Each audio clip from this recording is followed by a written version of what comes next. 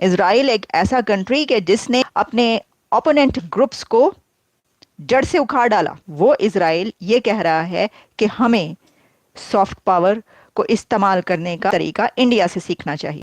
देखिए, ये कोई ढकी छुपी बात तो है नहीं कि मोदी की एक अफिनिटी है नेतन्याहू के साथ और बहुत क्लोजली इसराइल और इंडिया जो है काफ़ी अरसे से जॉइंट ऑपरेशंस कर रहे हैं। साबिक इसराइली सफीर ने इंडिया और इसराइल का गठजोड़, वो चूंकि वो हिंदुत्व की बात कर रहे हैं ना, कि अगर आप की बात हो रही है नेतन्याहू से, अब की बार इसराइल के एनवॉय जो कि इंडिया में हैं, उन्होंने ये बात कही है कि हमें इंडिया से सीखना चाहिए कि सॉफ्ट पावर और हार्ड पावर को कंबाइन करके ऐसे ग्रुप्स जो कि मुखालिफ काम कर रहे हैं उनको चैलेंज कैसे करना है। इसराइल एक ऐसा कंट्री के जिसने अपने ओपोनेंट ग्रुप्स को जड़ से उखाड़ डाला, जिसने हमास के बड़े से बड़े लीडर को सफाई हस्ती से मिटा दिया, वो इसराइल ये कह रहा है कि हमें सॉफ्ट पावर को इस्तेमाल करने का और नैरेटिव्स को विन करने का तरीका इंडिया से सीखना चाहिए।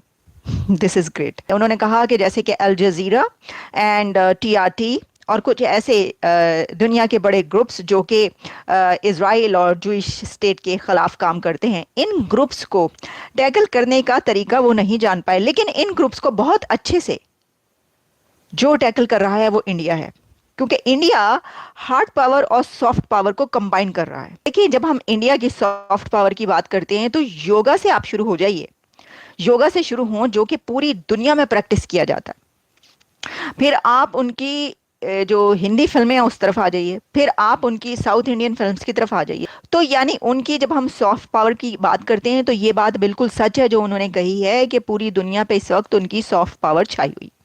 अच्छा, जब आप इसको हार्ड पावर भी इसमें आप मिक्स कर लेते हैं और आप कहते हैं कि भाई अभी देखिए हमें एक नजर आया इंडिया और कनाडा का मामला, उसमें उसमें कौन हावी रहा, किसने कहा कि एविडेंस दो, किसकी तरफ से एविडेंस नहीं दी जा सकी, किसने कहा कि जो करना है कर लो, और अमेरिका तक कौन उस चीज को लेकर आया, और फिर यहां से भी क्या जवाब दिया गया उनको, चाइना के साथ, इंडिया के चाइना के साथ आप डिप्लोमेसी देखिए। मतलब ये कहा जा रहा था कि भाई बस चाइना और इंडिया की तो जंग होने ही वाली है, लेकिन नहीं हुई ना। अब उसके उलट काम हुआ। उसके उलट काम ये हुआ कि भारत ने बड़े ही तरीके के साथ जो है वो चाइना के साथ ऐसे मामलात किए कि उनका बॉर्डर डिस्प्यूट जो था वो भी रिजॉल्व हो गया। अच्छा, फिर ये देखें कि उनकी जो फॉरेन पॉलिसी है वो भी इसका एक हिस्सा है। पूरी दुनिया के साथ उनकी फॉरेन पॉलिसी चल रही। और चंद्रगुप्त मौर्य के सल्तनत में सबसे ज्यादा अहम किरदार अदा करने वाला जो एक शख्स था वो चाणक्य था। अर्थशास्त्र अगर आप उसकी किताब पढ़ लें तो आपको पता चले कि वो क्या था। बाज लोग उसको मेकावली और फिर चाणक्य को लेकर साथ साथ चलते हैं, लेकिन चाणक्य का तो यानी आप वैसे तो देखें ब्राह्मण खानदान का था, वो ब्राह्मण खानदान में वो पैदा हुआ, और कदीम हिंदुस्तान यानी कि एशियंट इंडिया की जो हम बात करते हैं उसका वो एक फलसफी माहिर मुआशियात यानी इकोनॉमिक्स पर भी उसकी एक्सपर्टीज थी। फिर वो एक फिलोसफर माना जाता था, और 350 बिफोर क्राइस्ट की बात करें एक ब्राह्मण खानदान में पैदा हुआ था। अब जो उसकी किताब अर्थशास्त्र है वो आज तक उसकी शोहरत है, और जो दुनिया की बड़े ऐसे पर्सपेक्टिव्स हैं बनाने वाले वो उस किताब को पढ़ते हैं अभी तक। अच्छा, उसने जो है अपनी अर्थशास्त्र में जो पॉलिटिक्स है और इकोनॉमिक्स है उसके असूल बयान किए हैं। आप सोचिए ये कब की बात हो रही है। और फिर इसके बाद चाणक्य जो है उसने हुकूमत करने वालों को सिखाया, बादशाहों को सिखाया उसने। और इसमें एक और बात यह है कि वो वैसे तो इखलाकियात का और इंसानियत का, ह्यूमैनिटी पे भी बात करता है, सब करता है, लेकिन हुकूमत जब करने की बात आती है तो इसके ऊपर फिर वो जो अखलाकियात और वो है वो ऑब्वियसली एक तरफ रह जाती हैं। यानी ये बिल्कुल इस तरीके से है कि आज के दौर में आप सॉफ्ट पावर इस्तेमाल करता है ना, इंडिया सॉफ्ट पावर को इस्तेमाल कर रहा होता है, लेकिन वो कंबाइन करता है, जैसे कि वो कहा उन्होंने एनवाई इजरायली इन्वॉय ने, कि हार्ड पावर और सॉफ्ट पावर को कंबाइन कैसे किया जाए, ये इनसे सीखा जाए भारत से। तो वही चाणक्य का भी है। फिर जो है कहा जाता है कि उसने चंद्रगुप्त मौर्य को हिंदुस्तान का बादशाह बनवाने में अपनी जहानत का सबसे ज्यादा मुजाहरा किया था। फिर चंद्रगुप्त मौर्य का वो प्राइम मिनिस्टर एंड एडवाइजर तक था।